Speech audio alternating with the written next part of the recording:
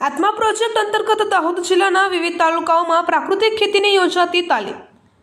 ગુજરાતમાં રાજ્યપાલ શ્રી આચાર્ય દેવવ્રતજી અને મુખ્યમંત્રી શ્રી ભૂપેન્દ્ર પટેલના માર્ગદર્શનમાં પ્રાકૃતિક ખેતીને વેગવાન બનાવવા માટે મિશન મોડમાં કામગીરી કરી રહેલી રાજ્ય સરકારના પ્રયાસોને પરિણામલક્ષી બનાવવા માટે જિલ્લા કલેક્ટર શ્રી યોગેશ નિરગુંડે તેમજ જિલ્લા વિકાસ અધિકારી શ્રી ઉત્સવ ગૌતમના માર્ગદર્શન હેઠળ દાહોદ જિલ્લામાં ખેતીવાડી વિભાગ, બાગાયતી વિભાગ તેમજ આત્મા પ્રોજેક્ટ દ્વારા દાહોદ જિલ્લામાં વિવિધ તાલુકાઓમાં જઈને તાલીમ દ્વારા પ્રેક્ટિકલ તેમજ થિયરિકલ જાણકારી આપવામાં આવી રહી છે.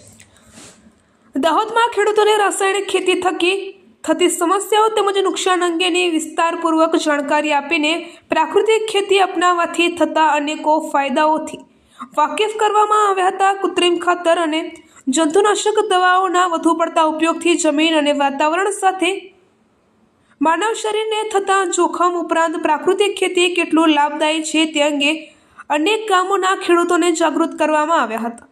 દાહોદ જિલ્લાનો પ્રત્યેક ખેડૂત રાસાયણિક ખેતી છોડીને પ્રાકૃતિક ખેતી પદ્ધતિ અપનાવે તેવા હેતુ સાથે કૃષિ મેળાઓ, તાલીમ શિબિરો, કુદરતી ખાતરો, ગાય આધારિત ખેતી પદ્ધતિ વિશે માહિતગાર કરીને ખેડૂતોને માહિતગાર કરી રહ્યા છે.